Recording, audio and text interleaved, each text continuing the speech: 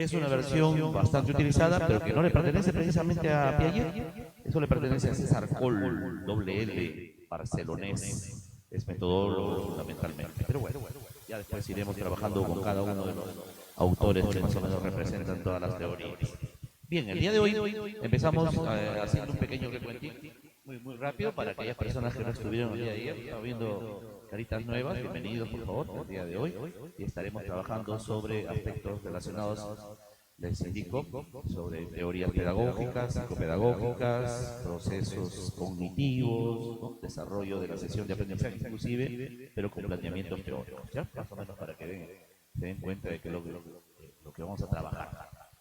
Bien, comentábamos, hacíamos siempre la diferencia y un poco la comparación entre los procesos que estuvimos desarrollando antes del año 95. Algunos hablan del 93, 94, pero en realidad el plan piloto se inicia en el 95 con la época del cognoscitivismo. No se olviden los años porque es importante. Además hay una buena diferencia ahí. Vamos a hacer la secuencia más rápida, nada más. Nosotros estamos con este plumoncito. Está agotadito. Vamos a ver por acá. Este sería el mejor, creo. Ahí está. Siempre partamos de eso, porque de lo contrario no sabríamos cómo identificar en realidad qué cosa es lo que vamos a hacer, cuál es la procedencia de la teoría, de dónde estamos nosotros utilizando los planteamientos cognitivos respecto a todo ello. ¿Ya? Acá aparece el conductismo, no se olviden. Siempre hay una referencia al respecto. Y acá aparece el cognoscitivismo. Seguramente lo iremos viendo con mayor detalle a continuación con las diapositivas también. Por eso hemos planteado ahí, por si acaso están en esas dos, si se dan cuenta, dos carpetitas, para que en algún momento, si es que lo permite la coordinación, estamos acá trabajando las fotos acá también. El día de hoy es la de abajo, por si acaso, para que puedan ustedes seguramente solicitarlo a los organizadores del evento. Yo no tengo propiedad sobre ello, ya les entrego mi material nada más. El conductismo, estamos nosotros trabajando sobre esto, por favor yo no quiero repetir tanto porque eso ya lo hemos visto el día de ayer, es estímulo-respuesta, recuerden, y cuando va avanzando el cognoscitivismo para transformarse en desarrollo del conocimiento, aparece la idea de estímulo, organismo, respuesta, ¿no? Es un poco la intención. La idea del conductismo está vinculada siempre a la intención de producir. Por eso es que cuando recordarán aquellos que venimos trabajando algunos añitos, que ustedes son súper jovencitos, nos decían, no sé, al finalizar la sesión de aprendizaje, los alumnos serán capaces de, no decían de qué manera, cómo, utilizando qué, a pesar de que habían guías metodológicas muy bonitas, ¿eh? Que los trabajó INIDE, ¿no? Instituto Nacional de Investigación, Educación, pero lindísimas, muy buenas. Yo me apropié, diría Vygotsky, de toda esa información muy buena. Sinceramente, pero después tuve que cambiar mis esquemas particulares, mis propios esquemas cognitivos. Y les comentaba la experiencia. Me dijeron, ¿sabes qué, Lucho? Vas a encargarte de la parte de desarrollo del plan CAT en esta oportunidad. Y el plan CAT venía con el cognoscitivismo, amarradito con papel de regalo. Y entonces, en esta época estuvo, para que se ubiquen, quién sabe, solo como anécdota, por favor. Y por acá está un amigo de ustedes, seguramente, o bien odiado o bien querido, ¿no? Pero de todas maneras ese caballerito estaba por ahí. Son gobiernos que instalan cierto tipo de enfoques para los procesos educativos. No parecen de la noche a la mañana, sino que van estudiando, ¿no?, en el entorno cultural, los paradigmas que se desenvuelven a nivel universal y entonces tratan de aplicarlos. Comentábamos el día de ayer, acá estábamos desarrollando, y no quiero abundar tanto detalle acá, pero acá está fundamentalmente la idea del desarrollo de objetivos instruccionales, objetivos conductuales, que ya lo hemos visto con mucho detalle el día de ayer. Permítame no repetirlo por ahora, hay documentos que se están considerando también para que ustedes puedan informarse más detalladamente. Pero acá la intención ya no es tanto el producto, a pesar de lo importante que es el producto, por favor, porque no quiero deslindar esa situación como que ya no ocurrió, pero la intención es, mientras existan problemas, todavía debe existir la idea del pensamiento. Y traduzcan el pensamiento, en realidad es un poco la estrategia metodológica, tanto del docente como del estudiante, ¿cierto? Ahí está. Estrategia metodológica. que en cristiano pues significan acciones, ¿no es cierto? Procesos cognitivos, mentales, alternativas de solución, búsqueda de planteamientos novedosos para resolver problemas, que ese es el gran inconveniente de la educación peruana, ¿no es cierto? Y entonces de alguna forma aparece posteriormente ya no la idea de objetivos, sino la instauración de lo que actualmente se desarrolla a nivel mundial con mucha fuerza, la idea de la competencia, ¿no? De la competencia la hemos visto ayer con sus elementos rapidísimos, ¿cierto? Lo conceptual, lo procedimental, lo actitudinal, que ha sufrido variaciones durante todos estos años. Siempre le han querido agregar algo por ahí. Por ejemplo, el saber hacer, que era lo procedimental, se transformó en saber actuar. Y últimamente ya lo he escuchado al Ministerio de Educación que otra vez está con saber hacer. Conforme aparecen ministros, votan las cosas, las cortan, las quitan, las vuelven a poner y nosotros padecemos todo ello, ¿no es cierto? Ya algún día se darán cuenta que no solamente nosotros como docentes, sino posteriormente cómo aplicamos eso en la educación con nuestros estudiantes. Ese es el gran inconveniente, porque hasta la planificación cambia y ustedes lo saben muy bien, ¿cierto? Y precisamente vinculado a todo ello, esta parte del cognitivismo hay alguna referencia, ¿no?, teórica sobre autores que son realmente imprescindibles, ¿no?, que los han considerado como referentes súper importantes también. Y voy a mencionarlos para que les quede al menos la idea ancla, diría Ausubel, ¿cierto? La idea fuerza que va a permitir guardar al menos una primera intención rapidísima de qué se trata cada uno. Solo la referencia, por favor, me disculparán los que conocen un poco la teoría, no voy a abundar en esta primera oportunidad de información, la intención de cuáles son los autores. Por ejemplo, Piaget trabaja mucho con lo que es la estructura cognitiva, ¿cierto? Ayer veíamos la idea de esquema cognitivo y luego estructura cognitiva, ¿cierto? Si la estructura cognitiva no responde a los nuevos saberes que van ingresando recién, como aspectos novedosos, el desarrollo de las clases, sesión de aprendizaje, en cualquier evento social, ¿no?, en la calle misma, en la familia, si tu estructura cognitiva no tiene los suficientes elementos, se producirá, ustedes saben, bajo la intención de Piaget, la idea del conflicto cognitivo. ¿Cierto? ¿Perdón? Solamente estoy haciendo la referencia, por favor, me disculparán si pongo ideas rapidísimas, ¿ya? Pero para que tengan en mente qué autor trabaja con determinado aspecto también. Eso es la intención en estos instantes. Luego ampliaremos. Primero Piaget, ¿cierto? Piaget trabaja con el conflicto. ¿Quién no conoce, por favor, la idea? Pero la intención de problematización ya no viene de la teoría piagetiana, viene de la teoría de Vygotsky, que originalmente era socio-histórico-cultural, así se denominaba cuando recién empezamos a estudiar la teoría vygotskiana. Después se transformó en sociocultural, después algún genio le dijo era sociocrítico-cultural, para que vean las cosas cómo cambian, y después le llamado socioconstructivismo. Así de sencillo, ¿no es cierto? Para no estar malogrando nuestras neuronas por ahí. Entonces, el socioconstructivismo, la intención principal es uno aprende con los elementos que están a su alrededor, ¿cierto? El entorno, la sociedad, la familia, los amigos, social, todo lo social es fuera de nosotros, ¿cierto? Yo aprendo más, inclusive la intención epistemológica, es decir, cómo suceden los procesos para adquirir conocimiento. Eso es epistemología, lo saben, ¿cierto? Para adquirir inclusive el conocimiento científico. Deviene en la teoría vygotskiana de afuera hacia adentro, mientras que para Piaget es de adentro hacia afuera, porque ahí está el detalle, ojo, tengan cuidado respecto a eso. Ya venía una preguntita por ahí escondida, ¿no?, vinculada a todo esto de que Juanito estuvo en el salón de clase y a la profesora se le ocurrió llevarlos para encontrar un lugar donde haya demasiada contaminación. El solo hecho de ir caminando hacia afuera ya más o menos te da una ideita rápida. ¿Puedes buscarme, por favor? Nos disculparán por ello, pero ya te da una idea de que está llegando a la teoría vygotskiana, ¿no es cierto? Vygotsky ya está encontrando, porque a Piaget no le le gustaba mucho salir del aula, aunque les parezca mentira, y no era docente de carrera, en serio, se saben, era biólogo, psicólogo, epistemólogo, ¿cierto? Pero no era docente de carrera, trabajó en una universidad, trabajó en Harvard, como Toledo. Pues de alguna forma, nosotros hemos más o menos captado la idea de cuál es el sentido de su teoría, es decir, cómo construye o reconstruye, porque también utiliza esa palabra, ¿cierto? Piaget, los elementos que están afuera. De tus habilidades, captas el objeto, ¿cierto? Y entonces lo transforma posteriormente.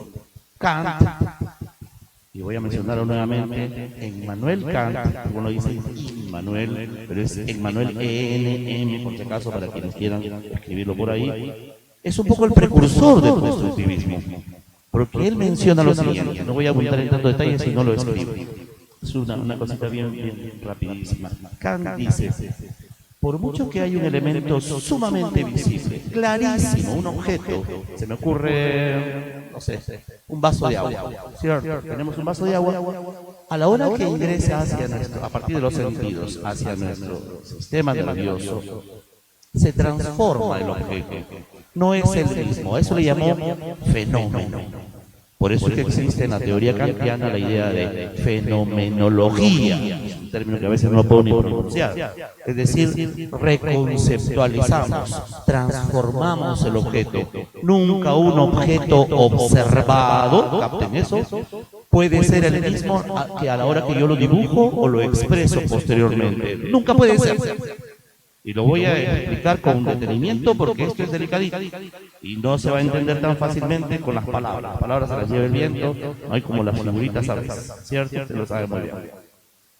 Claro que sí, luego vamos a dibujar con tranquilidad, ¿ya? Pero vamos a darnos cuenta de qué se trata.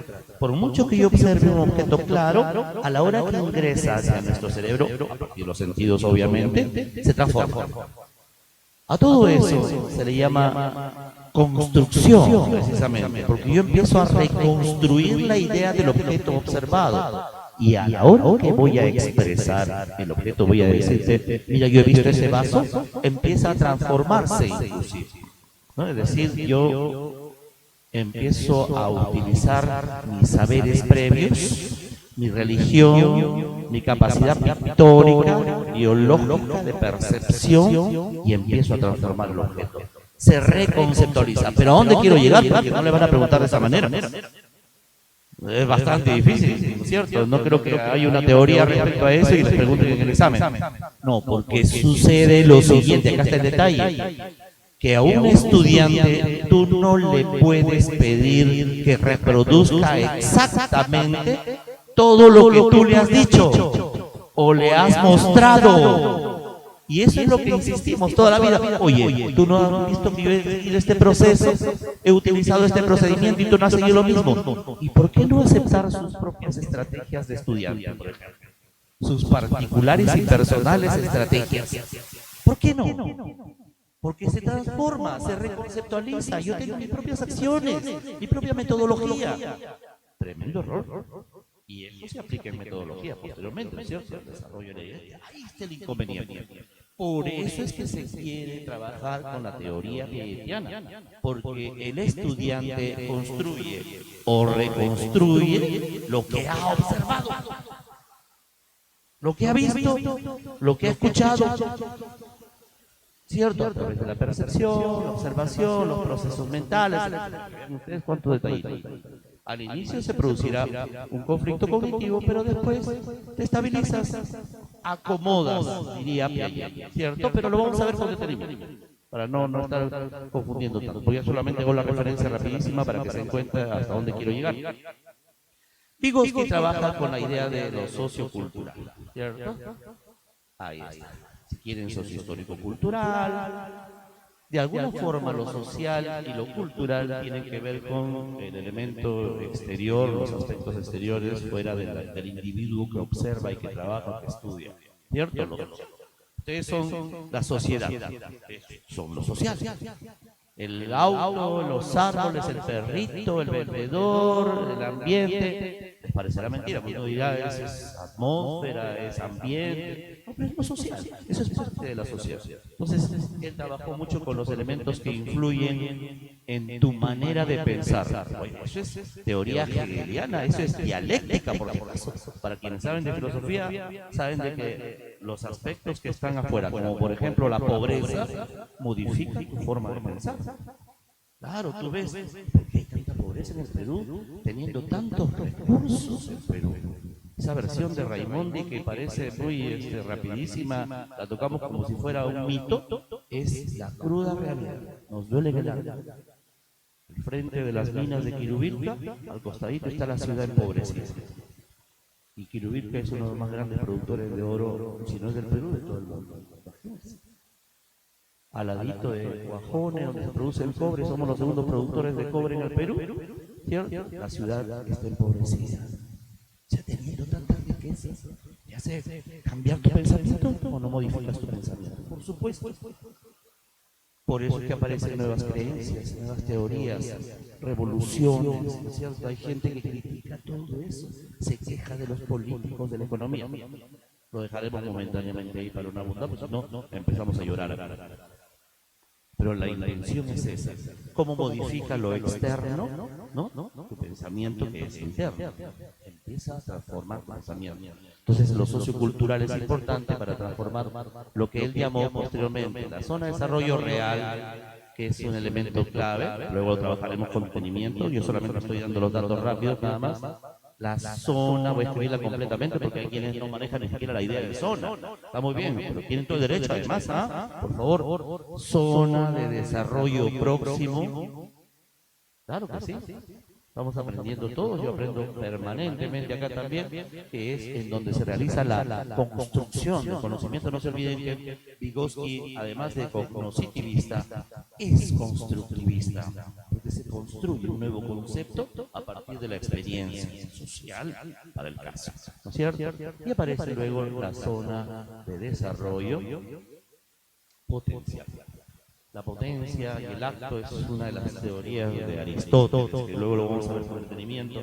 Por eso es lo que yo voy a lograr que el alumno, ¿cierto? Como el alumno va a actuar posteriormente sin el apoyo del mediador, lo veremos. Ya pasamos a otro autor cognoscitivista, pero vamos a trabajar con todos los conductistas. Y en esta oportunidad hablamos de Jerome Bruner, ¿cierto? Jerome, que escribe para los que están trabajando y escribiendo seguramente. Jerome con J. Jerome Bruner, sociólogo, pero fundamentalmente psicólogo contemporáneo. Hace 20 años nada más ha fallecido, en realidad dejó un elemento que a mí me parece sumamente importante. Pero a mí que me importa lo que a ti te parezca, me dirían ustedes, ¿no es cierto? Pero lo importante es la idea y la intención de la teoría del descubrimiento.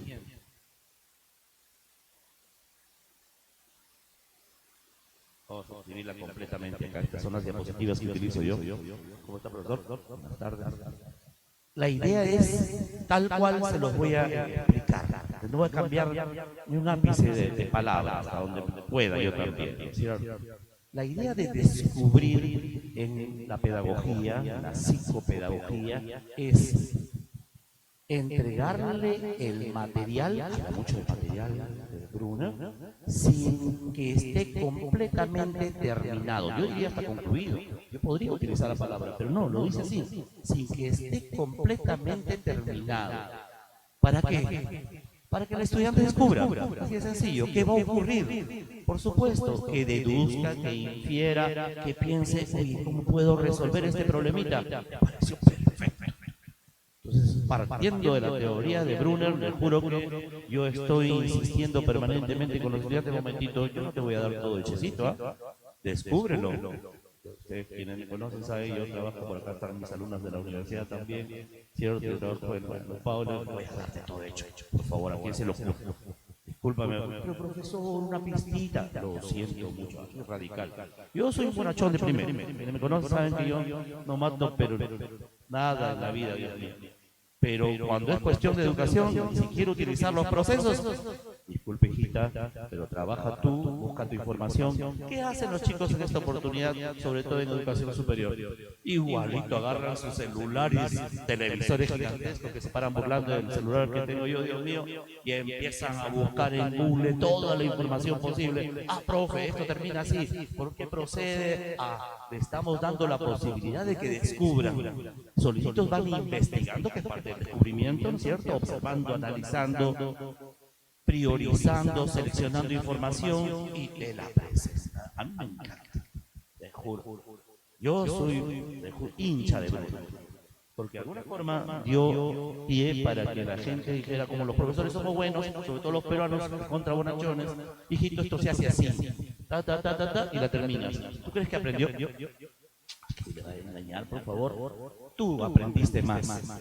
Para que te entienda muy bien, te habrá entendido el procedimiento, pero se queda en el aire un poquitito, ¿no? Sigue estando el vacío cognitivo, el conflicto cognitivo pendiente todavía, hasta que buscas. Auswell te diría, refuérzalo, sigue ejercitándote.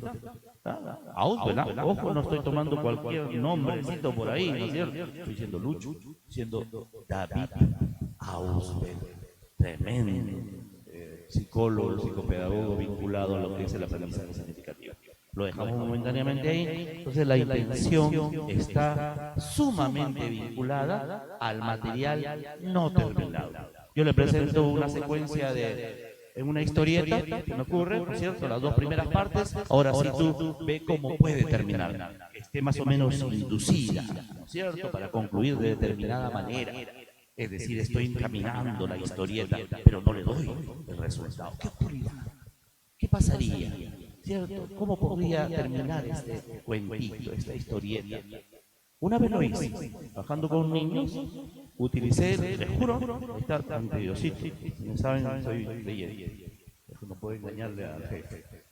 Y compramos por grupos material para lo que era el famoso circuito eléctrico, que todo el mundo lo hace, pero que me parece difícil, en serio. Pero no lo utilizamos de manera común, sino lo trillado cansa, la verdad. A nosotros, como profesores, y a los estudiantes también, obviamente, les está cansando lo que les estoy mencionando.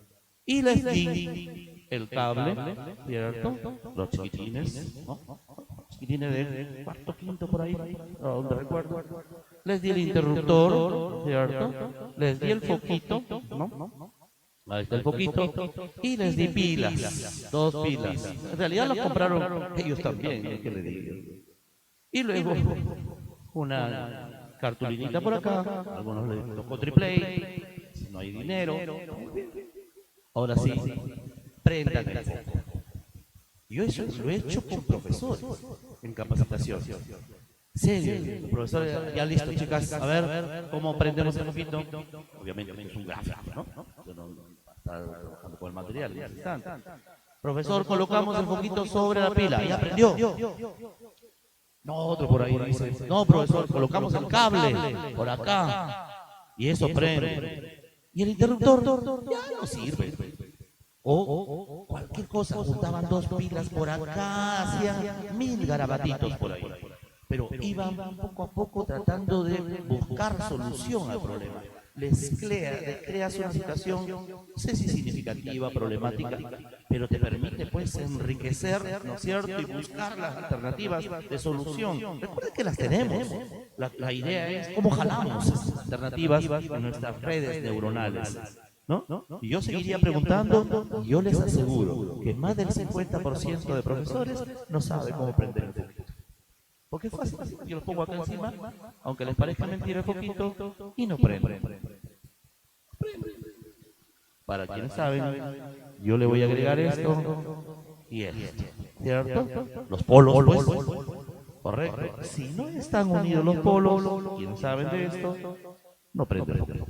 Entonces, hay una necesidad. Todo el mundo me dejaba así, sin esto de acá. Ahí se suponía que ya está prendido. Pero, ¿a dónde vamos? No está quedándonos en el ejercicio, sería una pérdida de tiempo, ya ustedes lo entendieron. La intención es que tienen que descubrir, llegaron a descubrir, cuando prendieron el foquito, y entonces dijeron, profesor, hemos prendido el foquito, todos los grupos a ese grupo, ¿cierto? Desesperados con poder. ¿Quién decía Arquímedes? Eureka. ¿no? La encontré, descubrí. Muy bien. Ahora agarré yo soy medio maloso para ese tipo de situaciones. ¿Así? Vamos a ver. Ahí está. Y listo, nuevamente, ármenlo. ¡Profesor! Gritaron los chicos, pues, ¿no es cierto? ¿Cómo es posible si hemos descubierto? Para descubrirlo, si ya lo han descubierto. Traten de buscar otra vez una alternativa de solución frente a eso.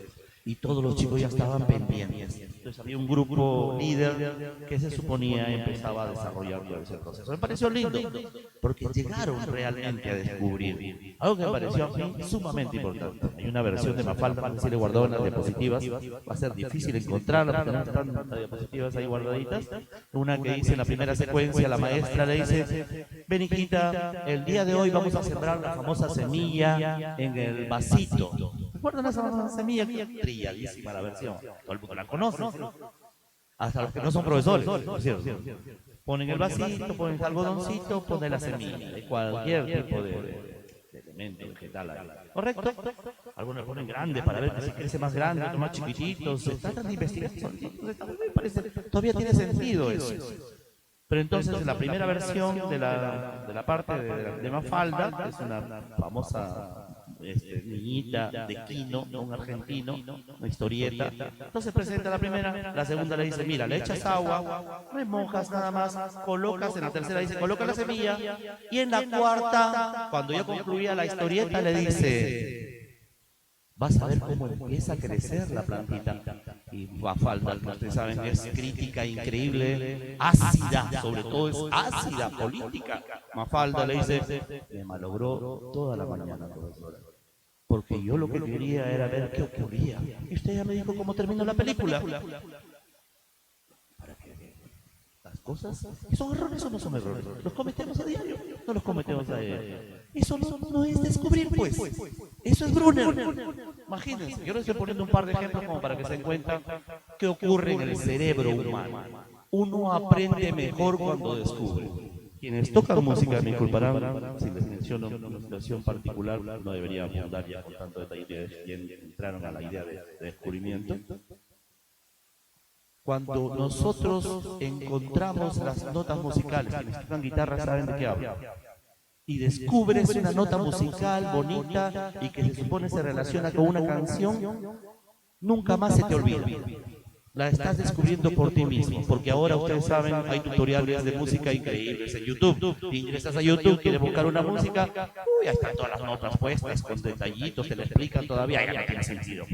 Se está perdiendo el sentido, ¿no? Cuanto antes era la idea de descubrir, y tiene mucho sentido, mucho valor, sobre todo valor cognitivo.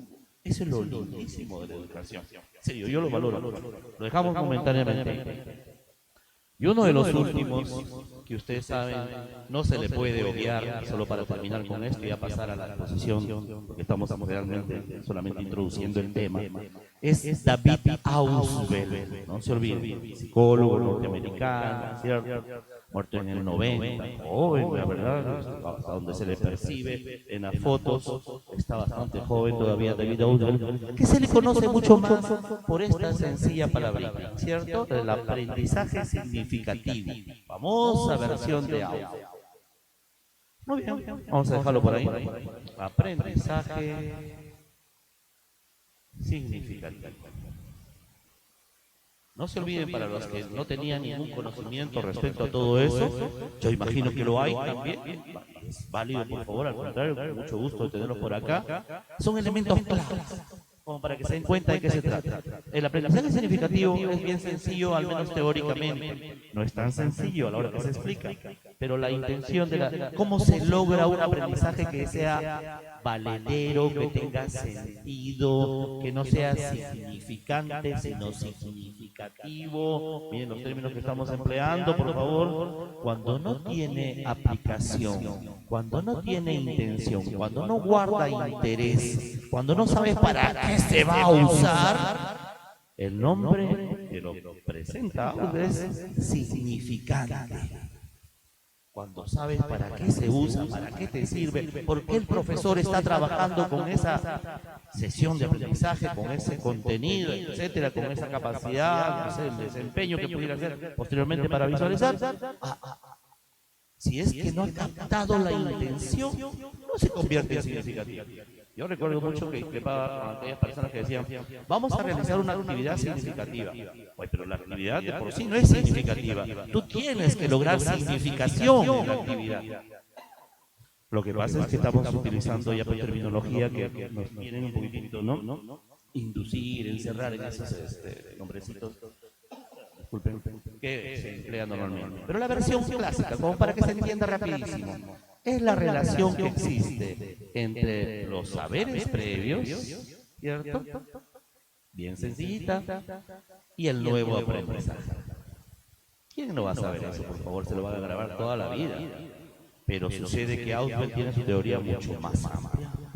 Por ejemplo, conocen el término subsunción. Imagino que algunos sí. Subsunción derivativa, correlativa, combinatoria, que después vamos a trabajar con Ausubel, con tranquilidad, ¿cierto? Para que se entienda bonito todo eso, si no pasamos muy rápidamente. Pero para que se les quede grabado en sus buenas cabecitas, jóvenes, existe este vínculo de el nuevo saber, ¿cierto?, con los saberes previos. Esa es la relación fundamental. Por eso es que se le denomina mucho, ¿no? Se le llama a cada rato a Ausubel para el trabajo, sobre todo en sesiones de aprendizaje. Él es mucho más metodólogo que psicólogo, ¿no? Presenta algunas estrategias muy bonitas que se supone permiten el desarrollo de todo. Un segundito, vamos a apagar esta situación, si no van a estar ya.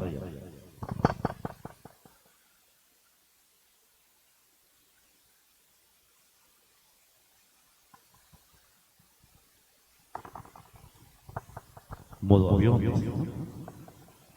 Listo, ya tenemos algunos elementos. Obviamente dentro del cognoscitivismo aparecen otros autores que son súper conocidos y que me parecen muy importantes. Yo soy igualito de hincha de este señor, Gardner.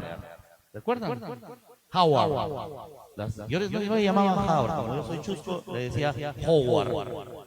Porque así se escribe. Las alumnas son pintuconas, ustedes saben, ¿no es cierto? Me dicen, profesor, se llama Howard. Yo soy indio, le digo, ¿cómo está yo trabajando con nombres? Bueno, pero Gardner tiene un elemento clave para este trabajo tan bello de la educación, sinceramente. Algo bien bonito, como para que ingrese a sus buenas mentes. Sucede que venimos al mundo, en la teoría de Gardner al menos, ¿cierto?, con cierto tipo de habilidad. Él le llama inteligencias múltiples. ¿Recuerdan? Pero es una habilidad, al final de cuentas es una habilidad. Es decir, alguien nace para vincularse con otras personas. Se llaman las relaciones interpersonales. ¿Cierto? Tienen capacidad para eso. No todo el mundo tiene esa capacidad. No todo el mundo tiene carisma. ¿No es cierto? No todo el mundo tiene la capacidad de vincularse fácilmente. Ingresas a una fiesta y todo el mundo te queda mirando y te haces el dueño de la fiesta. ¿Cierto? El rey, el alma de la fiesta. ¿O no han visto gente así? Una capacidad increíble. Si a mí me ponen en una fiesta y me escondo por cachadito ahí, para Dios mío.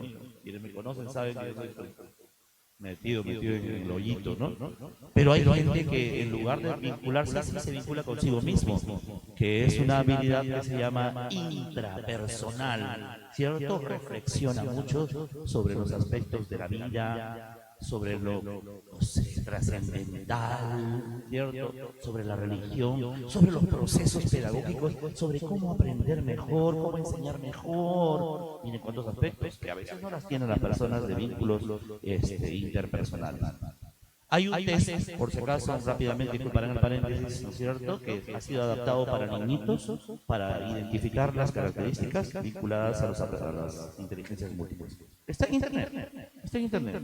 Yo lo aplico generalmente a veces en talleres para que las personas se den cuenta exactamente cuál es el tipo de inteligencia que tiene. Está validado universalmente. Si no, no tendría sentido. Yo lo puedo inventar y me sale cualquier cosa. Pues esto ya está validado. Es decir, ha sido completamente estimado por conceptos y procedimientos científicos.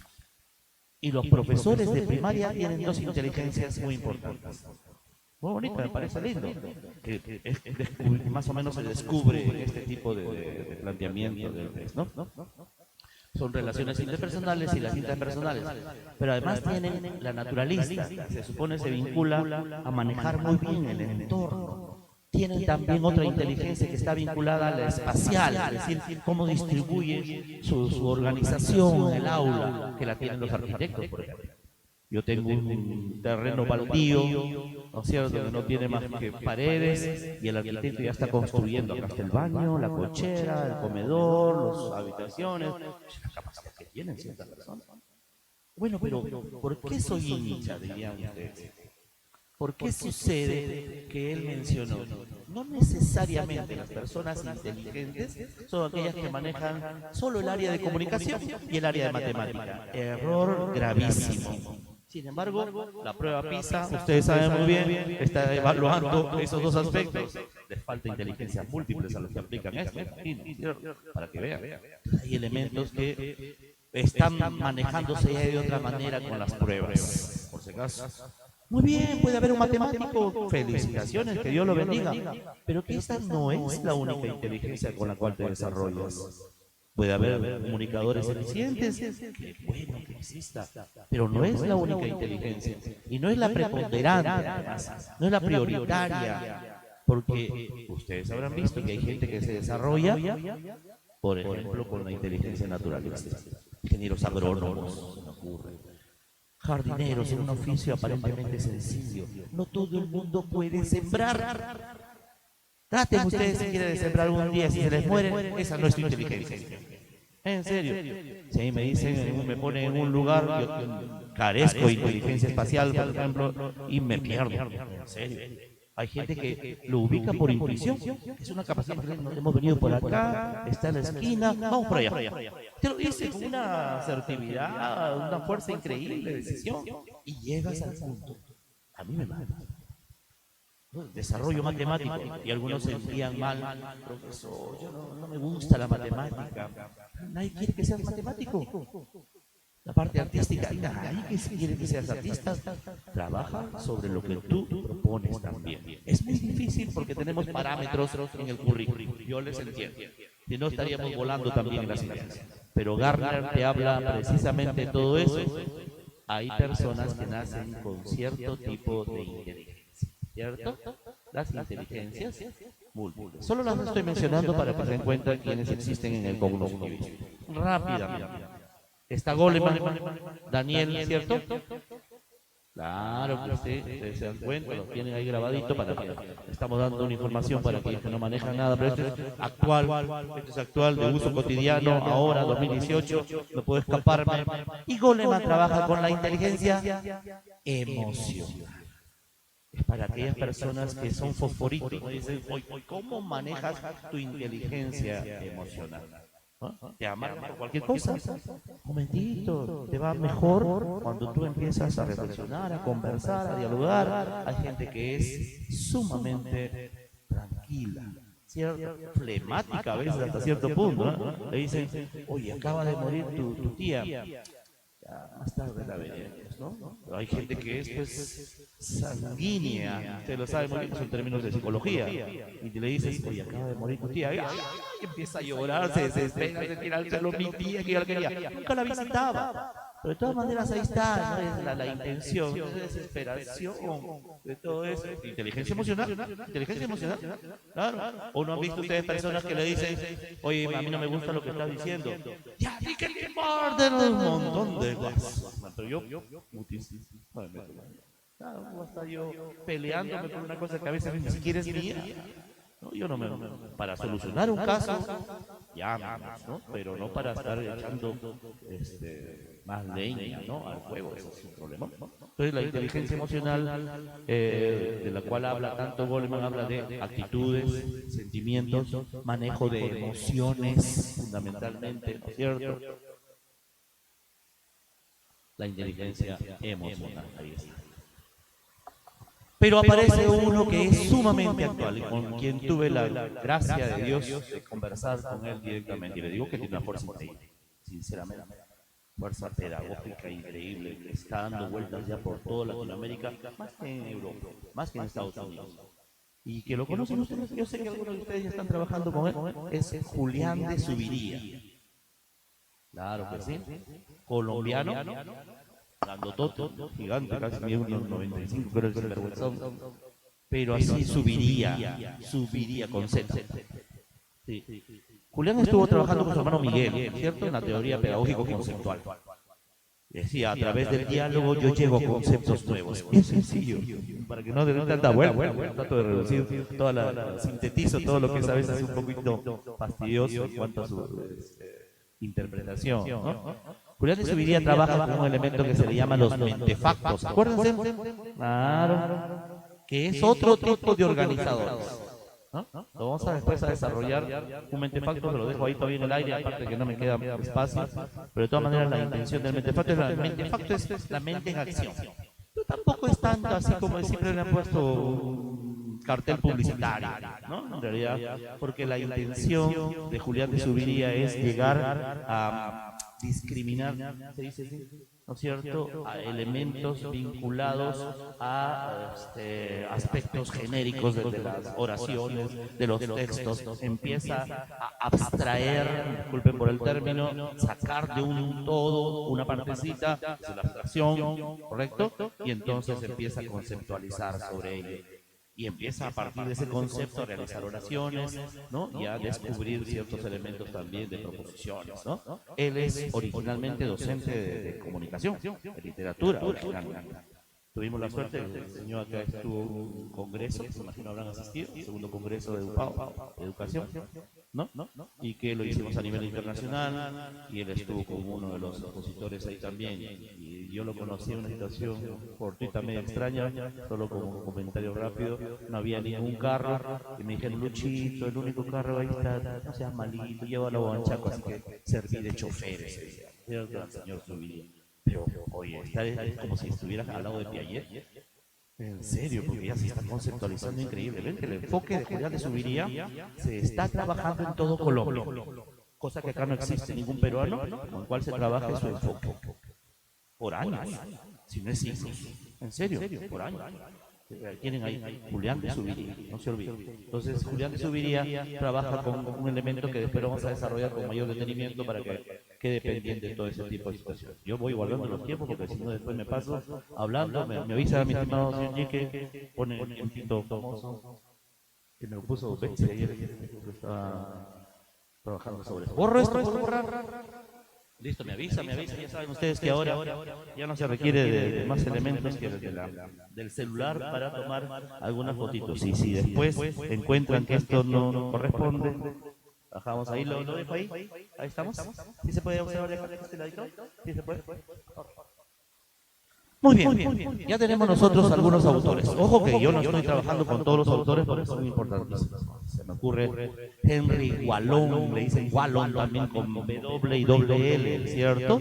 Francés, trabajó mucho con lo que es, a mí me encanta eso, la idea de algo nuevo, a partir de la teoría de Vygotsky más que de Piaget, por si acaso, ¿no? Trabajó con la idea de las emociones. La psicomotricidad y las emociones, es decir, lo lúdico, la búsqueda de la acción, de la actividad, de la emoción, de la afectividad, ¿no es cierto?, de las actitudes, para lograr aprendizajes, que me parece lindo también, pero no se está tomando muy en cuenta para este grupo de exámenes todavía, porque cuando se habla en el temario, se habla de o constructivismo o de socioconstructivismo fundamentalmente. Ustedes lo han visto en el temario, ¿no es cierto? No necesito ni explicarlo. Con otros detallitos que son los que vamos a desarrollar después seguramente a través de diapositivas también. Pero permítanme agotar el último plumón que está por acá. Vamos a ver. Borro esto por así. Ya tenemos algunos detalles ahí. Esa es una referencia rápida, por favor, me disculparán quienes conocen bastante de esto, solo para que se den cuenta cuál es la intención. El día de ayer hice un poco la relación entre, en realidad la correlación debería ser así, entre lo que era el cognoscitivismo y el humanismo. No se olviden, dos aspectos importantísimos. Y lo vuelvo solamente a señalar, no puedo escribir, porque si no otra vez tendría que estar borrando por acá. La idea del cognoscitivismo es el desarrollo de habilidades, de capacidades, de procesos cognitivos, procesos mentales, ¿cierto?, que te permiten buscar alternativas de solución. Es decir, utilizas todas tus capacidades mentales para solucionar un problema. Así es sencillo, ese es el cognoscitivismo. Obviamente tiene todo un proceso, que lo vamos a justamente a desarrollar en estos instantes. pero colateralmente, ¿cierto? Estuvo desarrollando Maslow y Rogers la teoría del humanismo. No se olviden del humanismo, ya debería ponerlo también, pero acá está Maslow y Rogers, son igual, ¿no? Trabajan juntos. Rogers está más vinculado a la idea de la educación personalizada, la educación centrada en el cliente. Acuérdense los que conocen la teoría, ¿cierto? Y la idea era, oye, ¿cómo yo trabajo pues directamente, ¿no? Para lograr aprendizaje con los estudiantes, pero tengo que estar personalizando. Ojo, es difícil en estas instancias, pero de todas maneras es un poco la intención. Y Maslow trabaja con la famosa pirámide de necesidades. Yo le llamo mucho pirámide de motivaciones, porque de alguna forma las necesidades son las que motivan para seguir avanzando, ¿no? En lo que ustedes gustan. Por ejemplo, habíamos detectado el día de ayer que ustedes estaban en el cuarto escalón, el cuarto nivel, la cuarta fase, ¿no? De la pirámide de necesidades, que es un poco la realización personal, ¿cierto? El desarrollo profesional, etc. ¿Lo dejamos ahí? Muy bien. Pasamos a esto de acá. Un segundito, a ver si tenemos acá un plumoncito. Ayer me obsequiaron que estaba nuevecito. A ver. Aquí está. Disculparán por el cuadradito. Insisto con el cuadradito porque es una especie de referencia didáctica nada más. Piaget te habla de lo que es el esquema cognitivo, que lo trabajamos el día de ayer. Y es este mismo cuadradito. Esquema cognitivo. Para los que conocen de la teoría, todavía no es estructura cognitiva, ¿cierto? Entonces, puede haber, ya dijimos por qué varían las terminologías entre esquema y estructura cognitiva. Pero el esquema cognitivo es aquello que se vincula, recuerdan el día de ayer, con lo que es la asunción, la aprehensión, ya lo hemos detallado ayer, por favor, me disculparán los que no han podido venir, estoy haciendo un detallito rápido nada más, y luego lo que es el movimiento rotatorio del cuello. Eso no lo pongo yo, ¿qué más quisiera yo determinar una hermosísima teoría como la de Piaget? Pero es parte de algo que tenemos de manera innata, ¿no es cierto? Involuntaria, instintiva, que es denominada en realidad, recuerda la palabrita esencial, esta es la palabrita clave, reflejo. Porque el reflejo después se repite, se da como circularidad, no se olvide, ¿cierto? En los diferentes estadios. Ya lo veremos con tranquilidad eso también. ¿Ya? Permítanme ahora concluir con una frasecita nada más. Piaget divide en tres campos su teoría del aprendizaje o del desarrollo del conocimiento. Se llama desarrollo cognitivo. Permítanme, disculpen por borrar, me avisan por favor, cuando quieran copiar algo de acá con mayor agrado. Estamos entre amigos, ustedes lo saben muy bien. Intercambiamos ideas. Conflicto cognitivo. Aparece acá, se divide en tres campos. Ahí está. Él trabaja con tres elementos claves que ustedes lo están utilizando como inicio, desarrollo y cierre, pero que para la teoría piagetiana es el equilibrio, el desequilibrio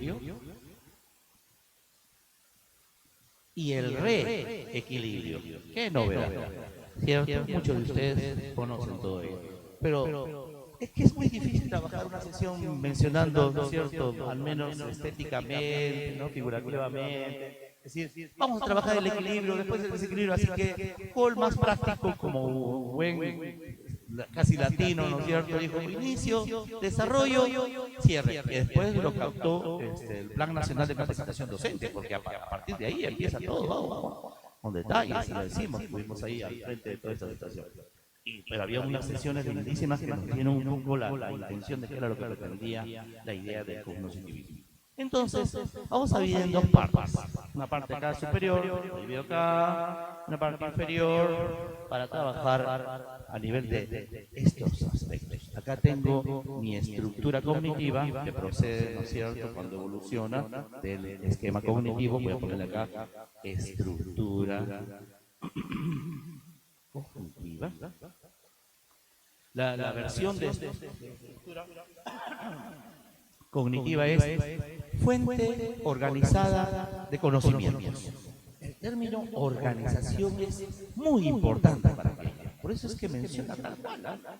Fuente organizada de conocimientos. No lo cambio yo, así lo dice el ministerio. Que en cristiano significa los saberes previos. Le damos tantas vueltas técnicamente. Claro, pues nos hacen la vida cuadritos. Yo no tengo la culpa, por si acaso. Claro, pero así lo dice pues el ministerio, lo dice Piaget, ¿cierto? De alguna forma.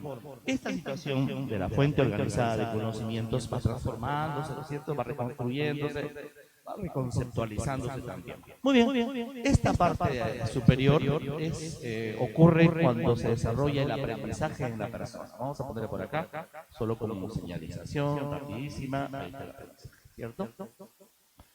Y esto se da obviamente a nivel de psicología. El aprendizaje psicológico, usted lo sabe. ¿Ya? Ocurre en el cerebro de cada uno de nosotros, no ocurre fuera de nosotros. Yo aprendo y voy guardando esa información. Mucha gente no sabe lo que yo sé.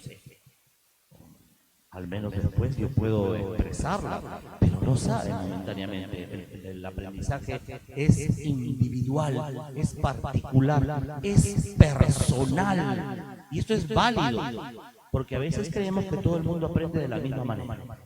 Ese es el problema que tenemos en la educación. Sabiendo inclusive que existen hasta los estilos de aprendizaje, usted lo sabe muy bien. El sinestésico, el auditivo, ¿cierto? Pero sin embargo la gente utiliza la misma metodología. Este es el caso también. Entonces no todo el mundo aprende así, así que habrá que poner diapositivas inmediatamente también para que empiece a funcionar lo visual, ¿cierto? No solamente lo auditivo. Hay gente que está así, tranquila, que trata de no mirar la pizarra, está aprendiendo. Eso es un aprendizaje auditivo, usted lo sabe muy bien, ¿no? Escucha muy bien. Para quienes han conocido, yo recuerdo mucho a un maestro, el profesor Héctor Silva, de hace como 300 años, don Héctor, ¿no es cierto? Sucede que él paraba echado más. Alguien exponía y él estaba. Se caía. Cuando después empezaban las preguntas, el primero que preguntaba era él. Se había aprendido todo, escuchando. No escribía nada. Gente que aprende así. Nosotros somos visuales. Dice que los hombres somos más visuales que las mujeres. ¿A qué se referirá? Pero la idea de lo visual es que yo necesito de un cuadro para sentirme bien yo también. Eso es parte. Por eso existen los organizadores gráficos, se llaman visuales, ¿cierto? Pero la parte de abajo es la parte pedagógica. No voy a poder abrir después. La parte pedagógica, aquí está. Por eso es que existe la psicopedagogía. Acá está el trabajo del maestro, acá está el estudiante y el desarrollo cognitivo, ¿correcto? Ahí está. Momentáneamente vamos a ir viendo todo esto, luego vamos a pasar inmediatamente las diapositivas para, por ejemplo, la idea de saberes. ¿Qué hace el profesor durante ese proceso de equilibrio? Puede participar al respecto, por favor, contrario, con mucho gusto de aceptarlo. Pero normalmente a todos nosotros, a donde yo puedo observar, nos enseñaron en nuestra formación de universidad, de instituto pedagógico, oye, toda sesión de aprendizaje, toda clase, ¿no es cierto?, debe empezar por la motivación. Motivación, pero brillantísima. Les juro, cuando yo tenía, pues, hay algunos años, ¿no? Pero sucede que años venideros, hace ya tranquilamente 5 añitos, ¿no? A partir del tercero, hace 3 años, ya se ha reforzado esa intención, empieza a trabajarse la idea ya no de motivación, sino de problematización. Acuérdense, ¿cierto o no es cierto? Claro, a partir de lo que es la situación significativa en la planificación, empezamos con la idea de problematización. ¿Por qué? La pregunta. ¿Por qué nos cambiaron tan linda la motivación cuando yo presentaba mis imágenes, presentaba un videíto, un audio, un esquemita? Mira, tan bonito, mi zona de confort. Y ahora empieza mi zona de pánico. Porque así se denomina en psicología, usted lo sabe. Ustedes manejan la psicología. Y empiezo a generarte todo un problemón acá. Yo lo tengo eso en cuadros, inclusive creo que se le está en la diapositiva, en los documentos que se le está dando también. Está como esquemita ahí para que puedan visualizar. Antes de pasar a esto, le mencionaba lo siguiente a uno de los colegas y les decía, si quieres estudiar un poquitito todo esto, que obviamente esto yo lo enseño permanentemente en la universidad, por supuesto, hay algunas cosas que quedan pendientes, inclusive, pero lo mejor, hasta donde se puede, disculpen por el facilismo, es aparentemente utilizar diapositivas que existen ya en internet, ¿no? Y entonces uno encuentra las ideas claves, las ideas principales. No se estén leyendo completamente el libro de Piaget o el lenguaje y pensamiento de Vygotsky, porque estarían pasándose 2 años y ya no postulan. En serio, son un par de locos. ¿Cierto? Así que no los vayan a estudiar, sería una locura. Entonces traten de captar las ideas principales y si queda por ahí algo pendiente, ¿no? Es decir, no he entendido muy bien la idea de homeostasis, por ejemplo, se me ocurre. Entonces, diccionario, Google, situación vinculada a la teoría misma, cognitiva, ¿no? De alguna forma eso se reduce el tiempo. No tenemos tanto tiempo, ustedes me han dicho. Estamos chambeando en la mañana, ¿cierto? En la tarde de la familia, mil cosas. ¿Cómo dedicarnos a leer un libro completo? Si tienen esa opción, que Dios lo bendiga, que vaya leyendo también. La idea de problematización tiene que ver con 2 palabritas esenciales que la está mencionando mucho el Ministerio de Educación. Eso es un poco la idea del reto, ¿no es cierto? De presentarle, porque también hay retos en situación significativa, ¿no es cierto? Aparece también como intención. Pero está también la intención de crearle una especie de posibilidad de interés, de generar algo en la que el estudiante conoce algo, diría Ausubel, ¿no es cierto? Pero no conoce todo al respecto. Conoce solo una parte nada más, de manera que sus saberes previos se han quedado cortitos. Los conceptos todavía están ahí tratando de agarrar el nuevo saber, ¿no? Y entonces yo les genero todo un proceso de problematización. Yo les ponía la vez pasada algo bien sencillito, me disculparán por el mal ejemplo que estoy poniendo por acá. Además tan trivial, tan sencillo, ¿no? Lo ponía de esta manera para que vean la intención, que no solamente problematizar significa irse a buscar un problema afuera, ¿no es cierto? Porque si no hay problemas matemáticos que son simples, perdón por mi desconocimiento, mi ignorancia respecto a la matemática, pero hasta donde yo sé, esto de acá es un cuarto, ¿cierto? Facilísimo de comprender, entonces mis saberes previos pueden llegar ahí todavía, ¿correcto? Esa es la intención de la problematización. Pero yo sucede que puedo dividir, voy a utilizar otro colorcito, vamos a ver por acá, está el rojito, y está. Estoy viendo el método pedagógico de la problematización. Divido en 3 partes y de esas 3 partes que ya había tomado anteriormente, tomo una. ¿Cuánto sería eso? Correcto, facilísimo. Es un tercio. Esto de acá es un tercio, pero es un tercio de un cuarto. Y ustedes me dirán, facilísimo, profesor. Ahí trabajamos, entonces ya empecé a dilucidar mi problema y entonces mis saberes previos han posibilitado eso. Vygotsky te diría, eres autónomo. La palabra de Vygotsky es autonomía, no se olviden, por favor, en la primera etapa de zona de desarrollo real, acá, que después la vamos a comparar un poquitito con la teoría piagetiana, es autonomía, es decir, yo puedo resolver, ¿no es cierto?, cancheramente, como dicen los argentinos, esa situación problemática matemática. Por favor, para mí facilísimo, profesor. Pase a otra cosa. Ah, muy bien, pasamos a otra cosa. No con todo se puede, ustedes lo saben muy bien, a pesar de ser tan sencilla la situación. Utilizo el azul para problematizar y entonces digo, chicos, ¿qué tal si dividimos todo esto en partes? Y solo tomo una de estas nada más. A eso le llamamos nosotros demanda cognitiva, ¿cierto? ¿Saben qué estoy hablando, por favor? Solo para escaparme un segundito, baja demanda cognitiva es multiplicar de memoria. Lo dice el ministerio, por eso no lo digo yo. Si se han acostumbrado a eso, lo siento, pero es baja demanda cognitiva. En serio, utilizar algoritmos facilísimos de repetición, de memorización, eso es baja demanda cognitiva. Pero cuando empiezo a crearle cierta complejidad para encontrar el producto, el resultado de una multiplicación, momentito, ya se convierte en mediana demanda cognitiva o en alta demanda cognitiva. ¿Qué tal esta? Ya se está generando algo más complejo. Que para nosotros puede ser sencillo, ¿no? Deducimos, inferimos fácilmente, estamos en el estadio de formal, ¿no es cierto? De operaciones formales, y entonces tranquilamente lo podemos detectar. ¿Cuánto sería este cuadrito? Cuenten. Es un sexto, porque hemos dividido en 6 partes, ¿cierto? Y entonces, ¿cómo vendría a ser la situación, el resultado? Es un sexto, de un tercio, de un cuarto. Ah, ya se está generando. Y yo puedo pedir, como por ejemplo la intención de dividir los cuartos en octavos, se me ocurre, ya pero no puedo escribir más respecto a todo eso. Y hemos generado una situación que algunos están todavía en stand-by, ¿no? Y dirían, profe, no puedo comprenderlo. Otros, facilísimo. Recuerden que no todos tenemos inteligencia matemática. Y entonces se supone que inclusive tiene que ver con lo espacial también después, ¿no? ¿Cómo distribuimos? Yo he tenido la hermosísima suerte de preguntarle a los profesores en diferentes lugares donde vamos a veces capacitando, esta bellísima serranía, en los lugares de la selva, estuve en Pucal para la vez pasada. Yo les preguntaba una cosa bien sencilla para generar problemas, solamente para llamar la atención. Disculpen por el mal ejemplo. Si yo tengo acá el azul, tengo el rojo y tengo el color verde, ¿cierto? Estoy utilizando témperas, etcétera, facilísimo para combinar un poquitito. ¿Cómo encontramos el marrón?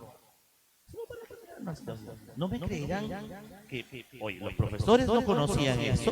Y ahora, ¿cómo pueden hacerlo eso con sus estudiantes?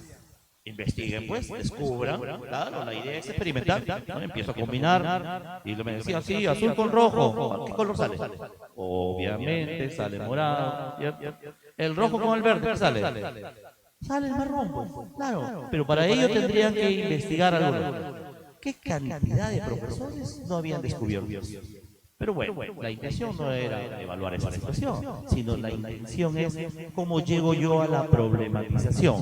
Es que no solamente o exclusivamente la problematización está ligada a la idea de, hoy encuentro contaminación afuera.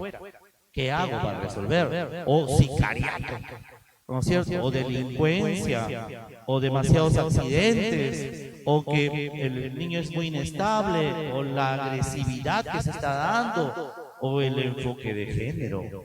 ¿Cuántas cositas hay, cierto? Entonces habría que ir detectando cuál es el problema que en esos instantes puede suceder. Se sugiere lo siguiente, hasta donde conocemos, que los problemas en principio siempre estén vinculados al contexto. Por favor, es importantísimo. No puede ir, pues, ¿saben qué? Yo estuve en Rusia, estuve en Argentina, ¿no es cierto? Y ahí los chicos, ¿qué se les ocurre? Primero, hay un principio de la didáctica que es sumamente importante. Son varios, no eso se me ha quedado muy grabado. Es partir de lo conocido para llegar hacia lo desconocido. Y no al revés.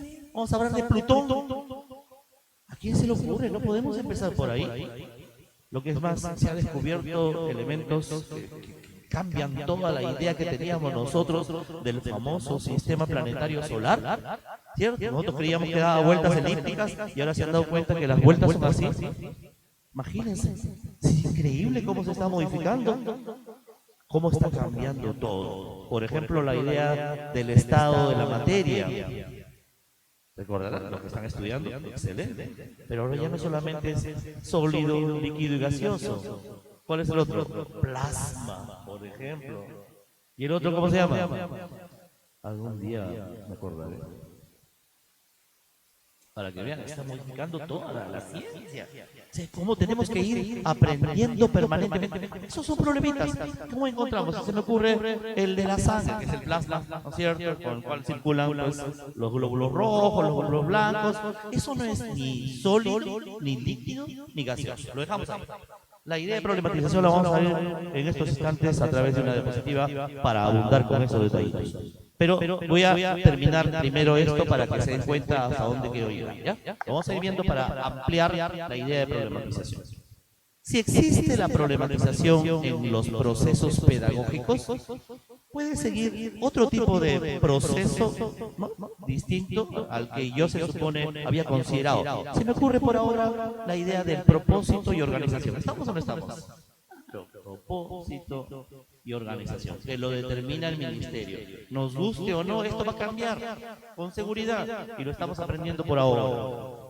no necesariamente yo tengo que, si tengo un problema, yo puedo recoger saberes, ¿sabes? Ojo, tranquilamente. O sea, lo estoy poniendo a propósito ahí como que se supone podríamos detectar qué posibilidades hay de modificación de todo esto. Ya tengo el propósito. ¿Cuál es la intención rápida del propósito? La vamos a ir ampliando, no se preocupen, ¿no? Para que tengan ustedes mayor información respecto a cada proceso pedagógico, hemos tratado de eventualmente considerar algunos aspectos.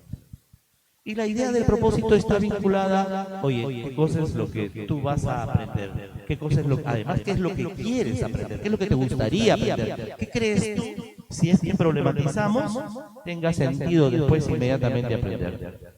¿Cuál es la intención?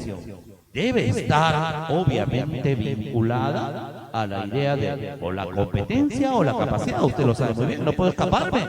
Por supuesto, antes se denominaba, para que vean los jóvenes profesores, esto no es novedad. Eso lo trabajó Robert Gagné, acuérdense de los que trabajaban con Gagné, Robert Gagné, en los procesos de instrucción decía, se llamaba declaración del objetivo. Pero como era objetivo conductual, ya lo hemos desechado, ¿no es cierto? Ahora el propósito está vinculado a eso. Y entonces el propósito, las lindas maestritas, ¿no es cierto?, con el arte que tienen, han colocado un plastiquito en la pizarra, acostadito en la pared y ponen, el propósito de hoy día es desarrollar fracciones para tanto, ¿no es cierto?, de alguna forma. O lo que gusten ustedes, el propósito dependerá mucho de cómo resulta del aula también, por favor, no solamente y exclusivamente lo que tú te has propuesto. Yo insisto en un detallito.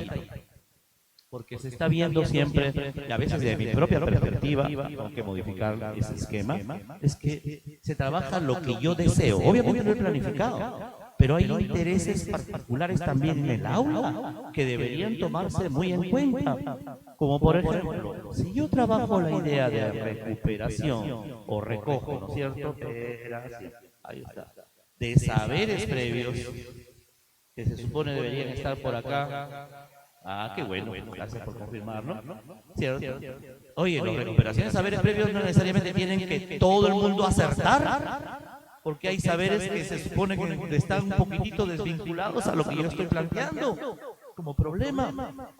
Bienvenidos, como lluvia de ideas, puedes subsistir todavía. Y eso lo dice el mismo Ministerio de Educación.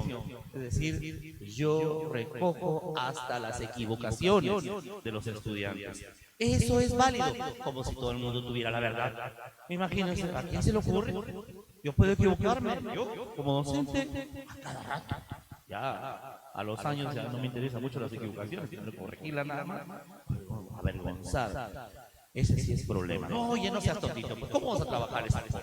Es una locura. Yo creo que no se hace eso nunca, pero por si acaso lo enviamos, ¿no es cierto? Deberíamos nosotros prever qué posibilidades hay de recuperar saberes. Esto se va a ampliar más, no se preocupe. Está con toda una teoría, inclusive son 20 diapositivas solo para recojo de saberes previos. Imagínense ustedes. No vamos a demorar tanto, no se anden preocupando porque además ya llega el cafecito. Correcto, pero vamos a dejar en algo muy importante. Déjame terminar, no sea malito. No, señor. Sucede que yo puedo, imagínense ahorita, motivar. A ver, ¿a quién se le ocurre? Para que vean las locuras que tiene el Ministerio de Educación. Los que saben que la motivación es transversal, ¿no es cierto? Yo puedo, a partir de la problematización, motivar, por supuesto. Pero ese es sencillo de deducir. Sin embargo, acá hay un detalle. Así lo ha puesto el Ministerio de Educación. Así hay que tener un cuidadote, ¿no es cierto? Porque te puede poner una secuencia.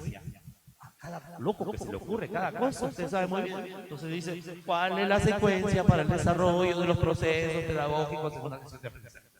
Más o menos usted la secuencia, ¿cierto? Y después te puede venir el conflicto cognitivo. Algunos, yo he visto tratados en los que aparece el conflicto por acá, cuando en realidad la problematización te conflictúa también. Por consiguiente, también está vinculada a la idea de el conflicto cognitivo, la problematización. Y yo sí he visto, lo voy a poner entre paréntesis, yo estoy en contra, pero lo vamos a poner por acá, porque también lo considera el Ministerio. Alguien me dirá, profesor, pero aparece inmediatamente está la idea de gestión de los aprendizajes, ¿no es cierto? Para el desarrollo de las competencias, una serie de medios. Vamos a ponerlo por acá, porque así está más o menos determinado. Muy bien. Hasta eso, inclusive, todavía hay algo pendiente por ahí. Lo vamos a ir viendo con detenimiento para que se lleven además el material, creo que está considerado ahí también. Pero a dónde quiero llegar rápidamente para pasar a nuestro descanso un segundito. Sucede que si se da todo esto, y sobre todo la problematización y el conflicto cognitivo, yo llego a este proceso, a la idea del desequilibrio cognitivo, que puede estar por acá inclusive, ojo, pero quiero separarlo un poquitito, porque la intención es, oye, me dejó en el aire esta preguntita, yo no puedo resolver con el conocimiento que tengo, con mis saberes. Por consiguiente, así sea lo más simple, te está desequilibrando. Yo suelo graficar de esta manera como que la estructura cognitiva empieza a desacomodarse. Lo que yo estaba tranquilito, autónomo, en mi zona de confort, diría el mismo psicólogo o Vygotsky, diría en tu zona de desarrollo real, en la teoría sociocultural, ¿no es cierto? Porque está acá también, no se olviden, empezó la situación desequilibrante. Hasta donde yo sé, Vygotsky sabe que existe el desequilibrio, pero no lo llama como tal, sino dice, a partir de los procesos que van ingresando, ¿no? Como desarrollo social, empiezo yo con mi tarea de mediador en la teoría vygotskiana. Entonces empieza la mediación, ¿no? Y lo vamos a ver con tranquilidad. Por ahora no quiero mezclar todas las cosas. Si yo he ingresado nuevos conocimientos a mi estructura cognitiva, se desacomoda y me deja un poco conflictuado. Medianamente, bastante conflicto, hay una crisis. La intención, acá está el detalle también, del ministerio es que nosotros desequilibremos a las personas. Ojo, tengan cuidado. Esto es lo lindo, es decir, que los consideremos unos desequilibrados mentales. A todos, para luego equilibrarlos. Está muy bien, no se van a quedar así, ¿no? La intención es esa. A eso se le conoce en la teoría. La intención de nosotros es trabajar con la teoría, ¿cierto? Por ahora al menos, hasta ver después situaciones prácticas, tengo también ahí guardaditas, es la idea de la asimilación. La asimilación está más vinculada a la nutrición, es más biológica. ¿A quién se le ocurrió? Solo al loco de Piaget decir que esto es asimilación cuando ingresan nuevos saberes al conocimiento que yo tenía y me desequilibró. Claro, pero no te ha creado pues un conflicto tan grande que después te tenemos que llevar al psiquiatra. La intención es que te desequilibra momentáneamente, porque yo conversaba el día de ayer, el organismo mismo, es decir, los procesos cognitivos, tienden a buscar alternativas de solución. Si es que hay algún elemento referente, voy a aclarar esta palabrita, si es que lo que me está presentando como supuestamente novedoso se vincula con algo que yo ya sé, al menos en parte, que mis conceptos todavía no saben cómo descifrar esos nuevos conceptos que están ingresando a mi sistema cognitivo, ¿no? Al aparato cognitivo que yo tengo, a mi situación mental. Entonces ahí se crea una situación. Profe, ¿pero cómo es esto? ¿No han visto ustedes caritas cuando lo dicen? No, hasta la misma facha, ¿no es cierto? Le dicen, ¿y esto? ¿De dónde ha salido? Pero te atrae de alguna forma. Los peruanos no se atrae, vivimos de retos. Los peruanos no vivimos de retos permanentes, ustedes lo saben muy bien. Hasta para pagar el pasaje, a la mitad del mes ya estamos sin sueldo, así que hay que buscar a su café para que nos brinde para que vivimos de retos, ¿cierto? Siempre hay algo que te llama la atención y que te pide buscar como alternativa. No, pero no nos quedamos, no nos morimos de hambre. Hasta los israelitas se han ido a Rusia, imagínense, ¿cómo haciendo? ¿Para qué? Por supuesto, porque esa es la idea. Se ha ido vendiendo los 10 mandamientos. No, pero no morimos de hambre. Lo que pasa es que si la flojera te llama, pues depende, pero somos súper creativos, buscadores de salidas, nos encantan los retos. Pregúntenle a las mamitas que con tan poco dinero hacen un manjar hermosísimo en nuestros hogares. No es broma, comemos rico los peruanos, en serio. ¿Por qué creen que todo el mundo viene a comer al Perú? Vienen y se van inmediatamente. Son lujos que se dan los chilenos. Yo les dije el día de ayer, estaba yo en Chile y la vez pasada y estos gringos que están menos blanquiñosos, usted lo sabe, los chilenos no son tallos, bajitos, entonces estos han venido a comer, se van. O sea, solo vienen a Tacna a comer, imagínense, para que vean cómo hemos asimilado. La intención de la asimilación es fundamentalmente biológica, porque está vinculada, no se olviden que Piaget es biólogo, pues. Y entonces tiene que relacionar todo con la biología. Ojo, la parte biológica tiene que ver mucho con lo cognitivo, ¿no es cierto? Con lo nervioso, mental, con el desarrollo de la estructura, etc. Muy bien, si nosotros hemos logrado esto, ¿qué actividades como procesos didácticos podríamos desarrollar? Por ejemplo, y el día de ayer lo dijimos rápidamente, una versión de un enfoque respecto a un área curricular, ¿cierto? Sería comunicación, antes de la lectura, durante la lectura, después de la lectura. Pero eso es ya en función del enfoque. Yo no voy a trabajar los enfoques, los tengo ahí guardados para mostrarlos, para quienes no están manejando todavía la idea del enfoque, por área, ¿no es cierto? Por ejemplo, ciencias sociales, persona social, trabaja con problematización, usted lo sabe muy bien. Pero vamos a ver qué cosa es lo que podría hacer didácticamente. Se supone, yo estoy gestionando los procesos didácticos por acá, ¿cierto? Y una primera, que no debería escaparse nunca, es la búsqueda de información, de todas maneras. Cómo yo me doy cuenta de lo que me está diciendo el profesor es real, cómo yo confirmo mis propias conjeturas e hipótesis, porque ya empezaron a llegar las hipótesis, no se olviden, las posibilidades de solución del problema, que todavía no se ha solucionado, no se olviden, todavía estamos en el problema, no lo hemos solucionado. Suponiendo que llegáramos a esta búsqueda de información, ¿cierto? Es importantísimo. La información actualmente viene pues en grandes cantidades, ¿no? En Internet, en Google, lo que la profesora le da, los odiosos libros del Ministerio de Educación que no nos sirven para mucho, usted lo sabe muy bien, pero que podemos buscar en otro tipo de libros, que son cuadernos de trabajo, ni siquiera a mí me encantaba, disculparán por la vejez en mi información, pero a mí me encantaban las enciclopedias que tenían una información riquísima, lindísima para buscarla, Dios mío. Y pasabas, no le hacías caso al profesor, buscabas toda la linda información. Por eso creo que nos convertimos en profesores, ¿no? Como para llenarnos un poquitito de información. Cuadernos de trabajo. Cuando seas ministra, ya tú sabes, cambias en la escuela nueva. Claro, Bruño, me encantaba el Bruño, por ejemplo. Había otra escuela nueva, claro, escuela nueva. Bruño, ¿qué más había? Venciendo. Esa era la recopilación de todos los saberes científicos que existían en el mundo hasta ese momento. El enciclopedismo es válido. Quienes tienen sus enciclopedias ahora valen oro, no las vendan, porque es valiosísima, por favor. Por favor, escuela nueva. A mí me gustaba Bruño porque era muy didáctico. Bien organizadita la información, estructurada y su dibujito. Ya añoraremos en otro día, frente a un par de chelas seguramente. Búsqueda de información.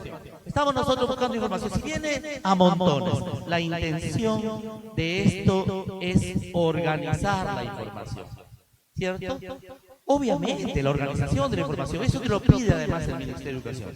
Si no existieran pues, los organizadores gráficos, visuales, ustedes me dirán, yo puedo modificar este esquema en cuanto a los procesos didácticos. Por supuesto, claro que sí, porque es que yo lo estoy presentando como alternativa, solo como sugerencia, que sí lo está presentando el Ministerio, pero de manera genérica. Porque también ahora se trabajan los enfoques por cada área, lo vamos a ir viendo después con cada uno de ellos. Si yo tengo un organizador, ¿qué tal si utilizamos, siempre trabajaba con esto, la idea del mentefacto que quedó pendiente? Estamos a la hora todavía. Acá. Déjame terminar el mentefacto, no sea malo, rápido. Solo el mentefacto. Julián de Subiría, no se olvide.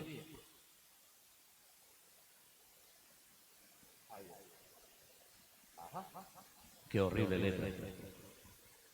El mentefacto tiene este esquemita, rápido. Veloz, ¿cierto? Acá, para no demorarme mucho, si no nos tomamos cafecito. Aquí está, listo, vamos a suponer que fuera así. Y hay dos rayitas de esa manera, de oblicuas, que terminan el término excluyente, la exclusión, le llama Julián de Subiría. Ojo con Julián de Subiría, que está también trabajándose un poquitito en la teoría del cognitivismo. Pero si tenemos nosotros esta alternativa, acá están los canes. El can más representativo es el perro. Ustedes lo saben muy bien. Ya hemos trabajado con este esquemita varias veces.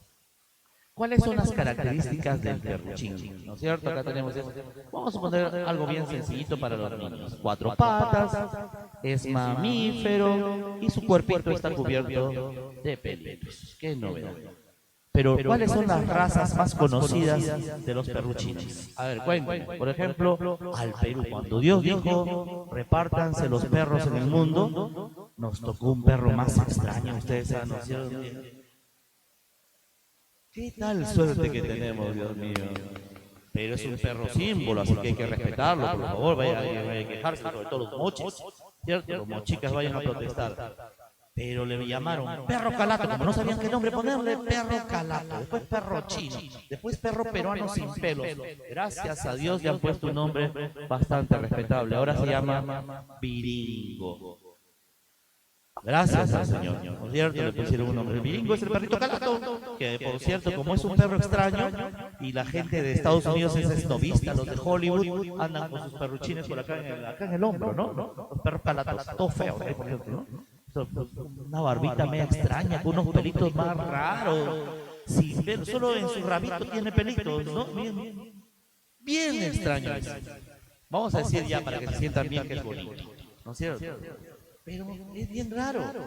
Entonces, el Viringo. Vamos a suponer que fuera otro perruchín por acá. El Pitbull, que es el más conocido. Está muy bien, miren cómo podemos organizar, ¿no es cierto? Todo este tipo de trabajitos y un samoyedo. Un samoyedito es hermoso, ¿no? Blanco, parecido al siberiano. Un perrazo blanco hermosísimo. Le dio un veneno a mi perro, con hoja respecto a eso. Pero acá hay un elemento clave en la teoría del mentefacto para Julián de Zubiría. Dice así. Hay un animalito que se parece mucho a los perros, lo dice el mismo Julián de Zubiría en su trabajo, ¿no? Por favor. Pero que no tiene nada que ver con los perros. Más se parece a más vínculo sanguíneo, tiene con la pantera, con el leopardo, en serio, además es carroñero. No, el lobo es Lupus canis, por consiguiente es can también. Entonces es familia del perro. En realidad, el perro procede del lobo, ustedes saben muy bien. Claro, después se ha ido domesticando posteriormente. Los perros se parecen a los lobos, son carnívoros todos ellos. Muy bien, si entienden ese tipo de situaciones, acá está, miren lo que pone Julián de Zubiría. La hiena. La hiena es carroñera. El perro es muy cuidadoso para comer. Bueno, el perro no come comida que huela mal, que esté sucia, es muy delicadito el perro, en serio. Claro que sí, pero la hiena le importa un pepino comerse una vaca que está muerta hace días ahí, Dios mío, en la selva, lugares de África, no sé. Pero, ¿cuál es el sentido pedagógico y psicológico, por cierto, de todo esto? Es que tú recuerdas la hiena, ¿no? Como elemento excluyente y después empiezas a recordar todos los elementos que están al costado. Eso es psicología del aprendizaje. Miren cómo un elemento referencial hace que tú empieces a recordar muchos factores vinculados a eso de ahí, que lo trabajan posteriormente. Disculpen por ampliar un poquito el detalle mientras estaba sirviendo el cafecito. Con este detallito por acá. Les estoy dando hambre. No se olviden, Tony Buzan trabaja con un organizador que se llama... Gracias. Los mapas mentales.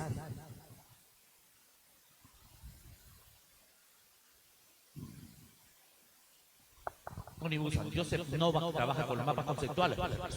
Novak, con K al final. Going trabaja con la V, heurística, o B de Going. Mentefacto trabaja el señor Julián de Zubiría. Pero los mapas mentales son bien sencillitos, que a mí me encantan, porque mi mente es tan confusa, entonces yo prefiero hacer las cosas a veces demasiado simples también.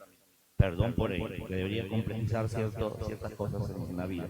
Pero este se parece a una neurona, una estrella, lo que quieras, por eso se llama mapa mental. Puedes hacerlo circular, elíptico inclusive, ¿cierto? Cuadrado para algunos casos, pero no sugieren eso, por si acaso. Pero vamos a suponer que fuera este mapa mental, estoy tratando de organizar, no me estoy escapando para nada. Por favor, esta es la intención de la organización, de los aprendizajes. No se olviden que la organización está vinculada a esta parte de acá. Piaget insiste mucho en el término organización, que lo vamos a ir viendo inmediatamente, por favor. Vamos a dejarlo ahí. ¿Qué tal si utilizamos, voy a ponerlo con rojito para hacer más pasional? Perdón por utilizar la boca para abrir esto, no tengo la mano acá, me extraña. La palabra amor, que es bastante conocida. Y ponemos las características del amor.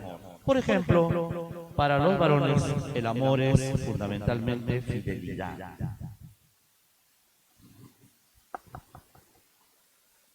¿Hay dudas al respecto, por favor? Claro. Pasamos a otros elementos. Una señora me decía, paciencia, por favor. Imagínate, el amor, paciencia. ¿Qué situaciones andará viviendo ella, no es cierto? Para que vean. Claro, comunicación, comprensión. A ver, díganme ustedes. Sexo, ¿cómo me dijeron? Ah, sentimientos, sentimientos. Casi empieza con lo mismo. Ahí está, muy bien. Y empezó, o sea, las ideas empiezan a converger, ¿cierto? Aparecen inmediatamente. ¿Quién no sabe sobre eso? O sea, una cosa bien sencillita para trabajar. Si tú dices contaminación, vamos a poner acá clonación, ¿cierto? Que es más difícil, ya, ojo, más complejito. Agarre sus celulares para buscar características, pues vamos a describir clonación. Clonación. Y entonces, yo recuerdo mucho la idea de clonación. Y le paro diciendo 80 veces porque es una experiencia muy particular. Les juro para que entiendan la idea actual de clonación. Obviamente es el vínculo, ¿no es cierto?, entre dos gametos que se supone ya se unen posteriormente. Pero después lo dejamos para otro detalle. Escúcheme. Un niñito, en las puertitas, ustedes saben, está a esta altura, se raspó la carita. ¿En serio? Sangrante. Y todavía le dejó una marca así larga. ¿Qué juegos hacen los pequeñitos? Ustedes saben, ¿no es cierto?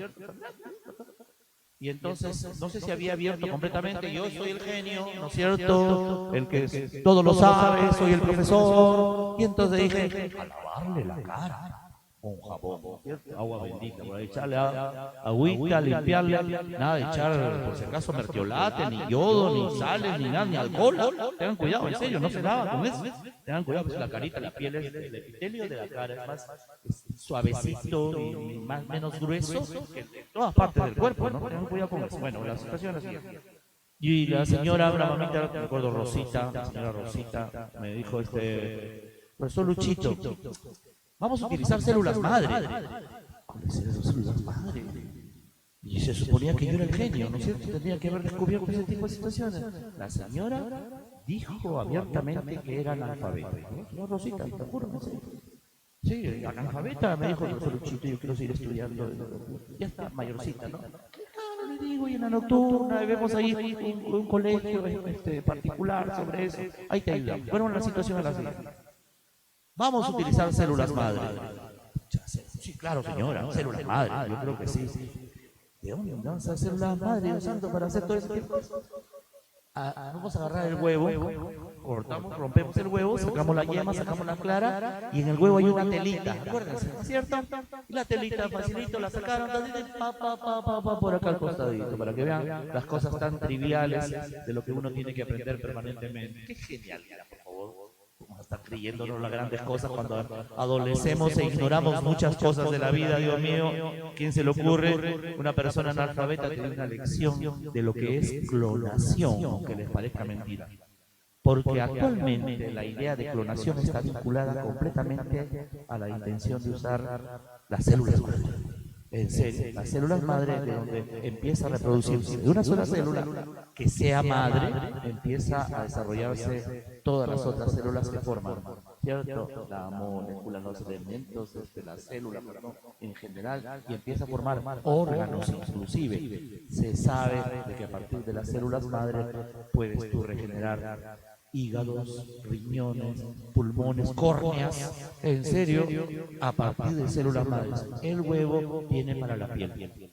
Y entonces lo echó al niñito a los 2-3 días, obviamente hay una cicatriz, ¿no? Y a la semana, 2 semanas y media, nada, se regeneró completamente. Se habrán dado cuenta de esta señora tan linda que ha muerto porque un loco iba a decir una lesura, no se le echó gasolina a su cuerpito. Claro, es una tontería para que vean ustedes las cosas. Vamos a hablar de aquí en un segundito después para que se den cuenta de que está ahí. Ahorita madre mía. Y entonces se supone que las células madres para esa personita ha debido ser de su propio cuerpo. Le sacaron del pompis, de las piernas y le colocaron por acá. No debe haber adaptado. No se debe haber adaptado esas células madres. O los médicos peruanos todavía no saben tratar ese tipo de situaciones tan graves. Tan fuertes. Se han muerto 2. No se olviden. Acaba de morir hace 2 días, si no me equivoco. Claro. Dios mío, qué tontería, santísimo Dios. Pero bueno. Ya tenemos que ir generando esa conciencia realmente de respeto, sobre todo a las damas en estos momentos. Pero la idea es la siguiente. Esa situación de células madre inclusive se encuentra en la piel del cerdo. Pero, o sea, para que vean que es adaptable. Ahora sí, tu cara va a ser blanquita y es un cerdo blanco y la parte de arriba oscura. Pero no importa, con tal de que sigas viviendo, Dios mío. Claro, es como los chocolatitos esos que vienen partidos por la mitad, chocolate y crema. Para que vean ustedes que sí hay posibilidades de todo eso. Lo vamos a dejar momentáneamente ahí. Pero no se olviden, todavía me falta la parte de equilibrarnos y de reequilibrarnos. Así que lo dejamos ahí momentáneamente. No se olviden procesos pedagógicos, procesos didácticos que estamos trabajando posteriormente. Yo me muevo de acá para que puedan, quién sabe, buscar. Por ahora van a servirnos los refrigeritos, los organizadores. Gracias por ello. Un ratitito, los esperamos. Bien amigos, por favor, en forma ordenada.